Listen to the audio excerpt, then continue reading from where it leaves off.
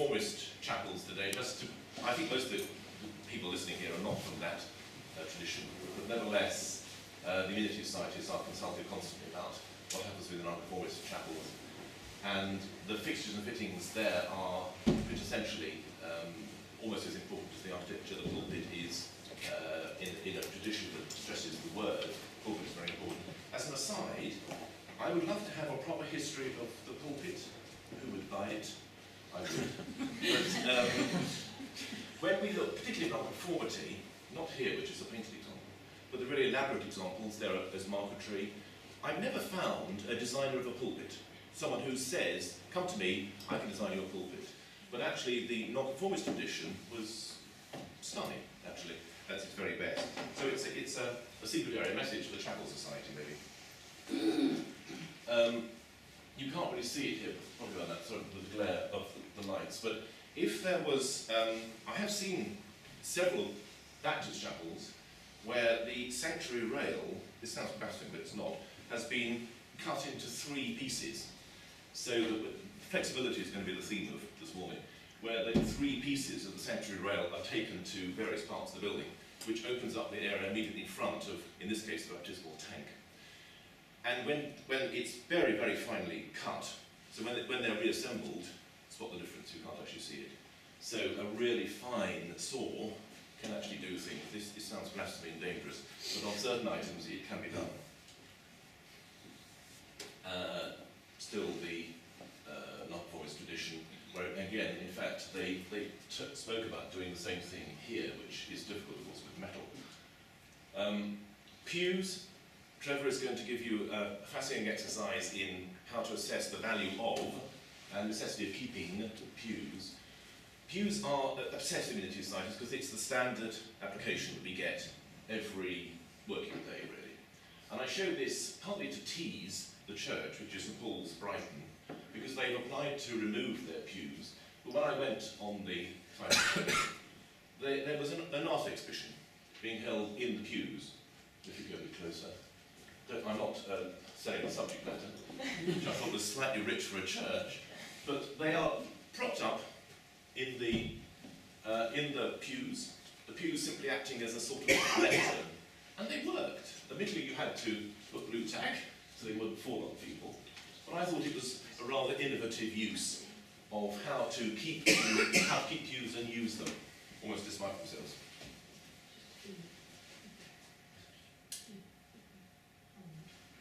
Holding, I wasn't holding. Okay. Is that okay? Is it okay? Charming. Charming. You can see that, maybe. The issue of whether to remove is segues into what you do after removal. I won't say where all the various churches are for obvious reasons. What this particular, the reordering here, which I won't name where it is, it accompanied the relaying of the floor, as so often, and I think there's an enormous discussion to be had over the use of light wood within a sombre, mature interior. I'm not quite sure this works. It's not a glaring example. On the other hand, colour, for Pete's sake, when you allow if it's right, if you allow the replacement of pews by chairs, the colour of the soft furnishing is really important. And this, well, I'm sorry, I hate it. I just think this is so illiterate in terms of the use of colour. And there was a sort of gradation. And what they did was actually, these are status chairs, the colour denotes the most important bottoms that sit on them. These are rather important people, but because they're democratic, they fuse them all together, which makes it even more of a sort of blue melee. And the blue carpets. Anyway, this is designed to stoke discussions, I'm showing. Now, the pulpit. This admittedly is a nonconformist example, but you have a double effect here. This is Macclesfield, I'll name this one because it's very interesting. This was a complete Victorian pulpit, wonderful marquetry, almost a touch of Greek Thomson. A rare set of nonconformist chalice, etc. And these were the wafers, wonderful. Which originally, of course, should have been there, when it was moved bodily up into the West Gallery to free this space here, but for what?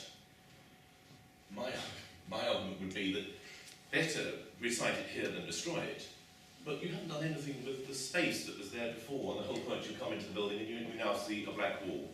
It's a sort of exercise in museology by reciting it in the gallery, but not an exercise in visual awareness, because the sense of climax has been muted, and they don't quite understand why. Though this is remarkably done, and they had to crane it up from downstairs into the gallery. Choir stalls, we will hear a lot, to our site I'm sure about. Choir stalls, very much a threatened type. This is actually a church recently shut, probably up for demolition in Plymouth. And this is work by the Pinwell sisters, who were remarkable, but little known, don't appear very much in the Old Testament, makeup of church furnishing, part of a tradition in the 19th century. The unmarried sisters, Montage or whatever, they were really, really important. The threat to choir schools very often is taking away the first line of seating, which is the children's seating, partly to allow coffins to get through, also because you can't use them except for very small bottoms. And there are issues there which obviously do have to be faced, but the quality of many of them is extremely high. The screen, again, an extraordinarily complicated issue, whether to keep screens, which we would obviously argue you should do. This is 2-star in fantastic arts and crafts. Again, where the line is preserved immaculately, so the view of the altar is completely undisturbed by the retention of the screen. In fact, they were meant to be complementary, of course, working together. An active case, I think a Vixock case as well, Button under Edge in Gloucestershire. Perhaps a less oppressive, close quotes, screen, where its role is not to filter views or to block views, but to demarcate the various spaces of the building. And the parish want to take all of the screen away, apart from the section which fronts the recited 18th century organ, which they obviously want to protect. But everything here would go, as would all the choir stalls beyond, all the encaustic tiles would go as well, because the wish is to decommentarize, whatever the phrase is, to get rid of that sense of gradation. The higher you get to the east altar, as we heard yesterday, the more noble there are steps. The sense of approaching the Holy of Holies is stronger. We are really concerned that this completely misunderstands the building and also ascribes a sort of oppressive role to this, which is meant to demarcate. Some local person said to me, people refer to it as a cage because of this rather violent spiking. It's not a cage, it's meant to simply show how you can use a large building in different ways. And surely there's ways in which you can keep, the choir stalls are another issue, but you can keep that sense of division in a very substantial building, particularly if they want to use this space and this space here for smaller scale worship, message church, whatever it is.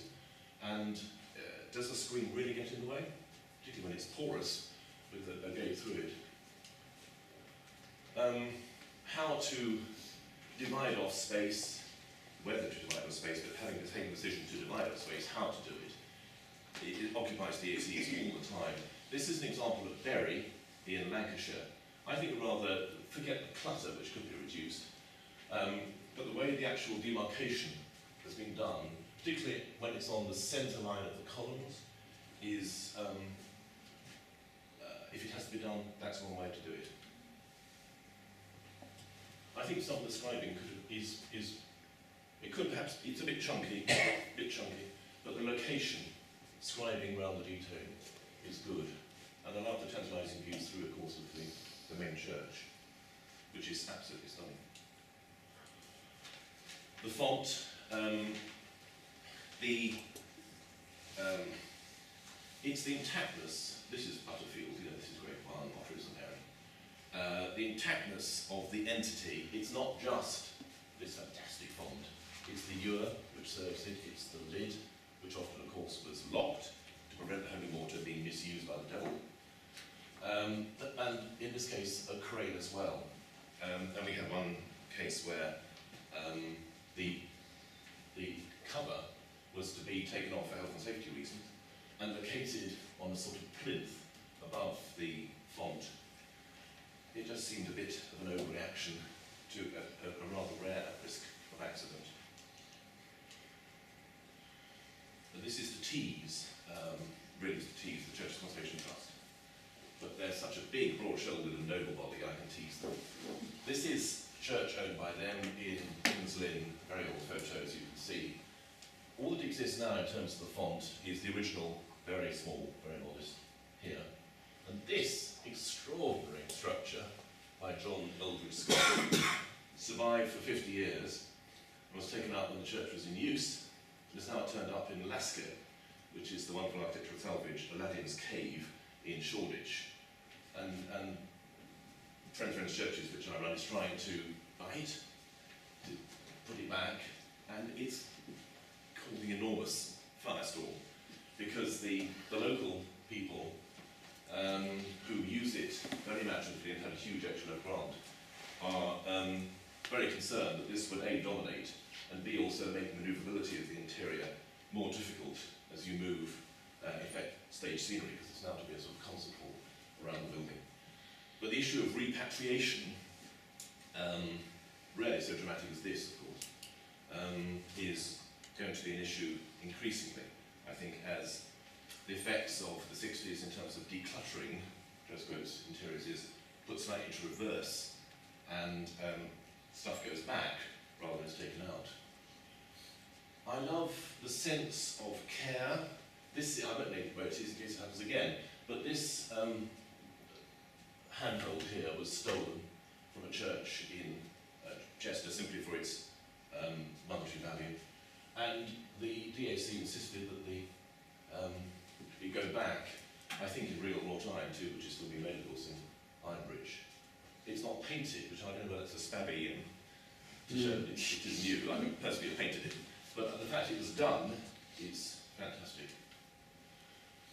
The issue of vulnerable sculpture, all the DACs have done this all the time. Forgive me for stating the obvious, but it's sort of coming onto our radar a bit more.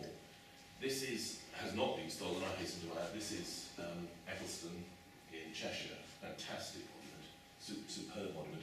But because it's small size and its remote location in the churchyard, is at risk from the metal thief, in theory. So what do? Do create a replica? Actually, you can't. The quality of this is so high, unless you cast it, which of course is not which you could do. It would not be an exact replica. Is internalising it, putting it into a museum, is that giving in to the thief anyway? Are there also moral arguments? Certainly a huge debate there. Murals, Victorian murals, of all paintings, not all as stunning here as this, Hyden. Just a fabulous. If you drive down the A40, stop and go into Hyden, it's just absolutely stunning. And I love the way that Gambier Parish has raised the halos. They're actually proud of the surface. It's a wonderful glittering effect. And because it's got the Preraphaelite tradition, it's painted onto a white ground, this wonderful sense of vibrancy comes out as on their easel paintings. But not all, and all Victorian mural paintings is not as great or as well known or as H-left friendly. This is a church presently proposed for closure on its uppers. It's called Foxearth in Essex, and it's completely smothered in these paintings that are not of first rank, put it like that. That's what Tebsman says, and they're not of first rank. And in the 60s, they wanted to whitewash, paint the whole lot out anyway. One of the issues that frightened the church was the cost of making the building damp-proof, because you can't do it in the church anyway, but reducing it, so that the deleterious effect on these fabulous set of murals would be reduced. Sadly, the sheer effect of these expenses is rather crushing them, but I hope they will keep the church open. It is an amazing space. But Victorian painted decoration. Even more extraordinary here, because it's actually painted directly onto the timber, film goes very well, painted onto the timber of the maps, but of amazing quality. It's not quite Audubon, but I think these are wonderful quality. And we don't know who, this is Napton in Yorkshire. East Napton, yes. Yeah, and we don't know who designed this. So again, the Vixlock, I think, has started a survey of all paintings. It needs to carry on, needs to be exhausted, because there are wonderful treasures like this, which was totally unmentioned in the first of the pedestals. Why should Peacock do everything? But what an amazing discovery. That's only the porch, that's actually just the entrance lock. It is just the entrance. It's shaped like an axe, but it's just the entrance to the building. Yeah, yeah. Remarkable. And it's repeated again inside. I run the Friendless Churches. We own 47 buildings, and this is slightly cheating, but this is 18th century. But this was so dark. This is Munden in Essex. This was so dark before. Again, the first pedestal, his eyesight wasn't brilliant. He missed it completely. But this is a remarkable trompe-l'oeil with the. You pull this, and the curtain's supposed to come down. And I said in a brief that introduced theatre. Well, this proves it. It almost like from the curtain is wonderful. Insignia decoration here. I mean, you've conserved it at an enormous expense, but wall paintings are incredibly expensive. Graffiti, rediscovered by the 19th century. Indeed, essentially, obviously inspired by the Renaissance, but essentially in this country, a 19th century expression. Again, we own this. This is Stanford Kilgettin in Monmouthshire. Most wonderful sense of detail. That little butterfly here, and the sort of penny farthing, and this corpse. Covered. And the main battle here, as you can see, is bats, because they are bombing the whole of the interior here with their acid urine, which is causing visible damage. We're talking to Welsh Nature and trying to get them out of the building by putting them into the roof space between the ceiling and the timbers.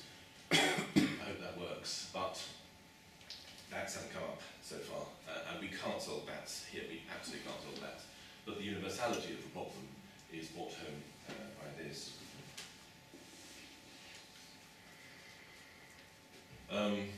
The lectern is becoming a semi-redundant liturgical device, very sadly. This is an extraordinary one. Actually, little Hertfordshire church, Westmill, designed by Charles Spooner. I love these great sweeps. And it is in use, but they want to push it to a corner because they don't like reading from it. Well, I don't like reading from it anyway, they don't like reading from it. But with the guttering candles, it's absolutely beautiful. And the thing about the lectern, of course, is that it's movable. You can almost always pick it up and move it. You can degrade it by pushing it to a corner, a bit like the pulpit we saw on the slide yesterday. But you don't actually have to destroy it. There is actually now a second-hand market in buying lecterns for domestic use, for putting your whatever it is on it. I don't know what you put on it, but apparently there is a market. We get asked for cookery book stands. Cookery book stands, yes. You've got to be careful that there may be a growing market for this. Certainly doesn't appreciate it, then other people will. Tiles, segues into the issue of carpets. So this is really slightly under the belt criticism, but actually there was a piece recently which showed that the issue of mites, M-I-T-E-S, in carpets is actually a growing issue. A lot of people are not, their health is not damaged by hard surfaces like this. There is a risk to those with respiratory issues from a carpet. I say that just to sort of be provocative. Adding another practical reason for not covering superb work like this. We, the Friends, own Henry Wilson's only Welsh church at Brythdeer near Dolgelly. We always keep it open 24 hours a day. So whenever you're near Dolgelly, just pop in. And the reason we keep it open is because in the issue of fittings, we spent £3,000 on taking a hugely complicated laser copy of this. So if someone actually, I hope they don't, but walks off with it, that would be very difficult to do, but if they did, also if you know any thief, tell them it's only about that thick, so it's not worth anything. But if some idiot decides to go for it, we have got the wherewithal, including the undulations. It's done by a firm called Euro, which is disconcerting. But they've done this exact copy. And as a price for keeping magnificent churches open, maybe, just maybe, there's scope for perhaps asking, it cost £3,000, so asking a particular funder, HLF is the obvious one, whether they would help in funding similar projects of exact record, scientific exact record, against the calamity of theft. Absolutely glorious work. The issue of, again, Phil will know this, the issue, I think Charles Tracy's book, the issue of the 19th century ecclesiastical magpie is a huge area, with the continent being scoured for wonderful carvings, and the issue of what to do with them when the church, in this case, closes, is a very acute one. But a lot of this work in other churches has become disengaged from its frame. I mean, you find it lying in the vestry or whatever. And this, I think it's known to be French and Flemish. 17th century Flemish. 17th Although century Flemish. The herms between the panels and the panelling at the back, these are the front of the choir stalls, Yeah. are actually 17th century English work, almost certainly from the great house in whose park the church stands. Okay. But it's a huge collection. It's over 150 pieces of significant carving, mostly 17th century Flemish. Yeah. Now, the church is closed and all this work is coming out. It is out. It is out now and being recited in the church in use. But the issue of, say that the 19th century magpie is a very real one. And finally,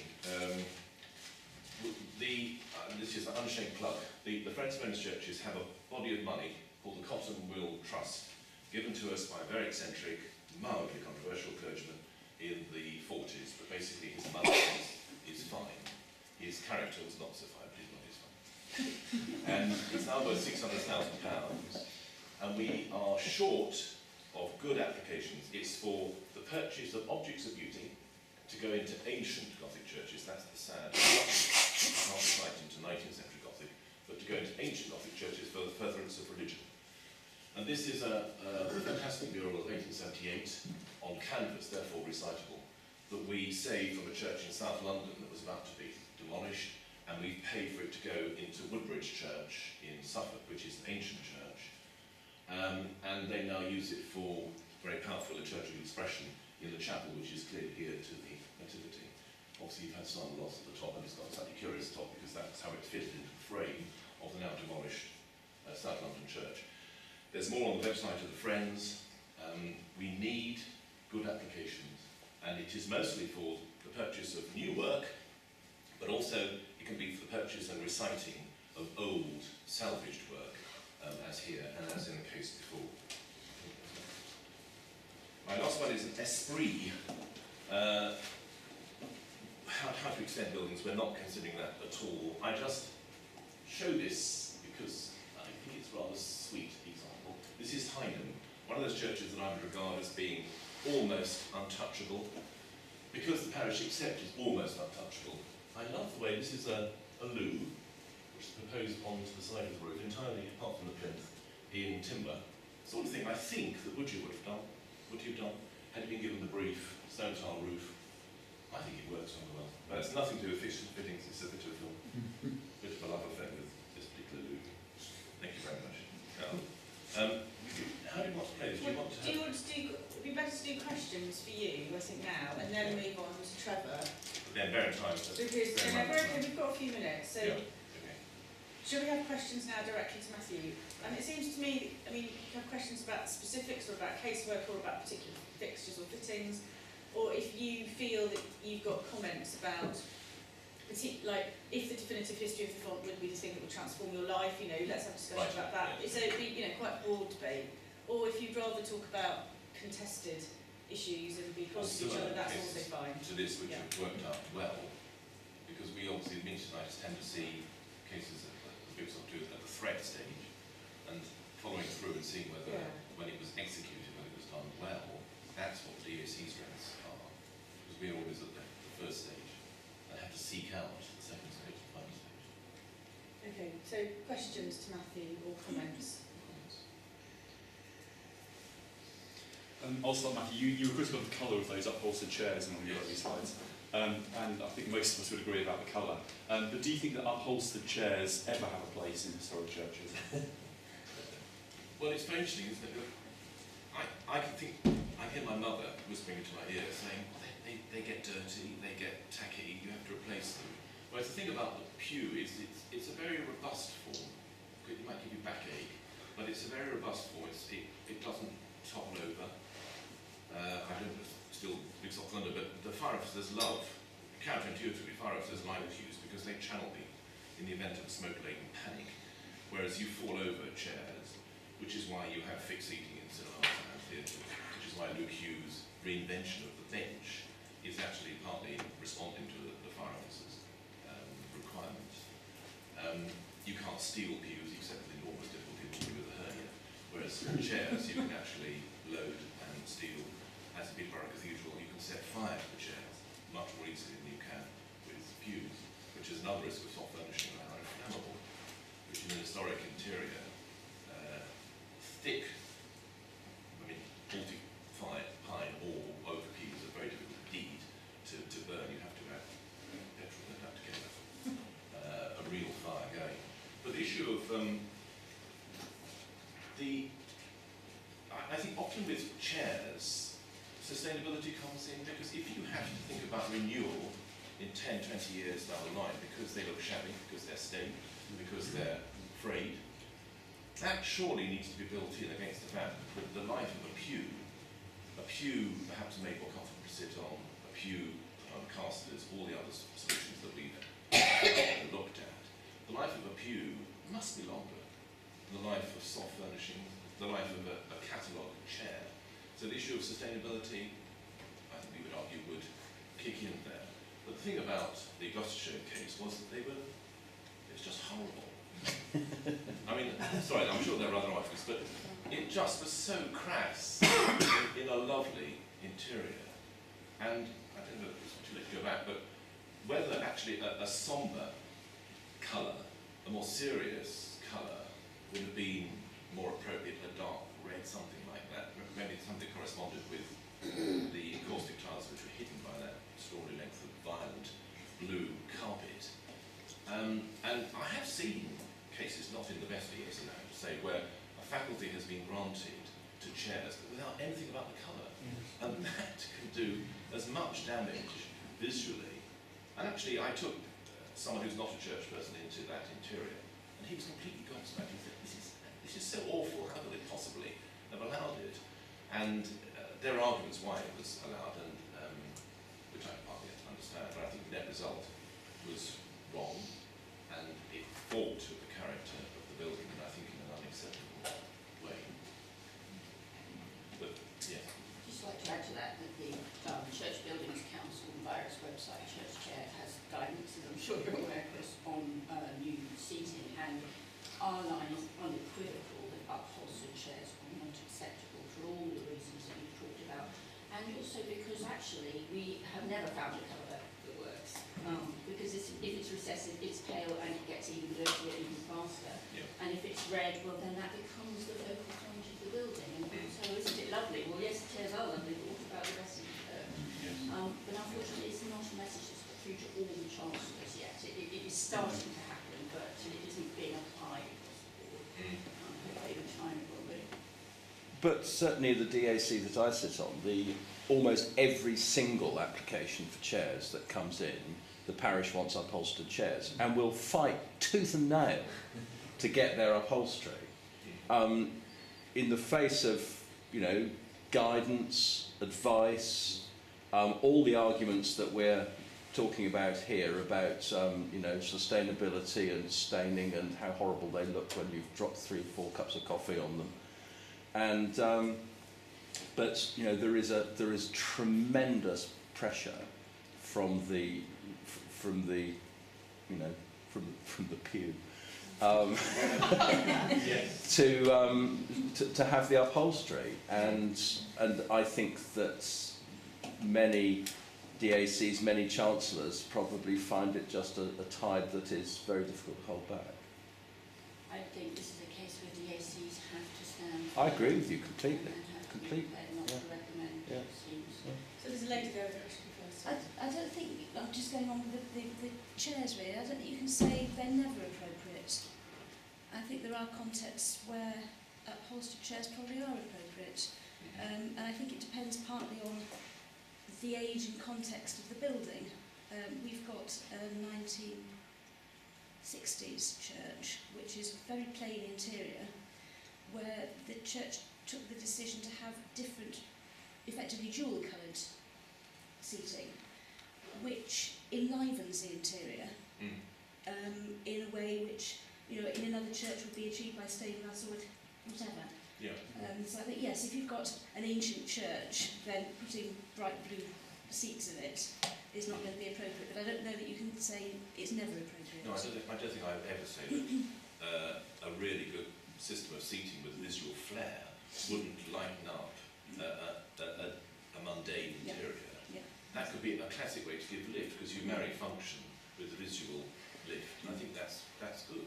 That's good. But it's the subtlety. I just wish that the manufacturers would produce colours that actually said ecclesiastical rather than domestic, because that was made for home environment. It's for cheering up on a dull winter's day. It's not for the sobriety of worship or going into a building of enormous richness.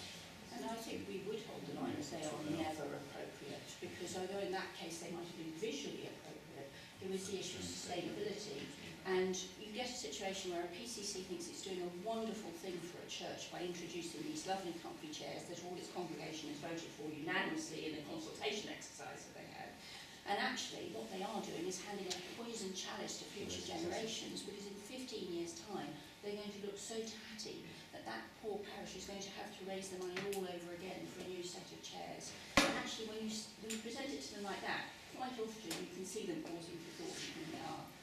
Yeah. There are other arguments too you can use to buttress that, and we've been quite successful with them. When you really probe why do they want them like that, if they're movable, who moves them? If you don't have the room for a chair store, where do you put them when you move them? How often will you move them? And if you move them to clean, who's going to do the cleaning? And once they have to start answering those questions, they quite often talk themselves out of the need for a lot of upholstered furniture, because they realise all it's doing is replacing one problem, mild discomfort, which another one, the incompetence of parish organisation. And they actually do buy that as an argument. They very often do. And I can take them to a church not a long way from my diocese, but I dare mention what it is, which spent about £100,000 on a major reordering. I went to a conference there. I asked the old ladies serving the tea what they thought of it. They said, oh, since they did that, we've stopped worshipping here, but we come back to help and make the tea. And when I asked the church warden point blank, how often do you move them all, there were 400 movable chairs on a sea of carpet that made the building look like a model sitting on a carpet. And he said, well, actually, we don't, because it's such a faff. We had a theatre company once that moved them all, but we made them put them back, and they were all still in the holes in the carpet where they'd been standing for 2 years. And the DAC had given way on the grounds of flexibility, a flexibility that was unnecessary. Okay, I'm going to take there are 3 people really keen to speak, and they can speak, and then we will move on to Trevor. So I'm going to start Christopher. One advantage of pews and benches, which is wholly overlooked by PCCs, is they're far better for young children to squeeze together. Because the chairs they've seen are simply not. There's the requirements of young children, I think, which are being ignored, which are accommodated by far better in pews and benches. Okay, and the lady there, and then I'll come over to you. I just wanted to make 2 points. One, about your assumption that worship should be sombre, the idea of having dark-coloured pews and nothing bright. Many churches have a completely different view of what worship is. So that's the first point. And just to add to your point, there are actually some chairs that don't dip in the middle, and when you put them together, the cushions go completely flat so you can form a bench. So actually, there are more options than we've raised this morning. I'm not saying anything for or against them, just adding that into the mix. I just sort of wanted to comment on the domestication point, which is that I've never been to a house that has those chairs in it. No, they're just too horrible for your home. It's a legal zone. But I've been to in lots of people's houses where they've got pews. And I just find this it's just a quirk that people are actually quite happy to live with a pew, but not for an hour and a half on a Sunday. And you sit on pews in a pub. Yeah. Pubs are the main purchasers of disused pews. So can I just to wrap this up quickly and then move on to Trevor? It strikes me that we're all saying there's loads of good advice out there, and I'm not saying everyone has the same view in this room, but there's lots of comments about, you know, the sustainability and why fabric chairs aren't always appropriate. And yet it's the one thing that parishes want to do more than anything.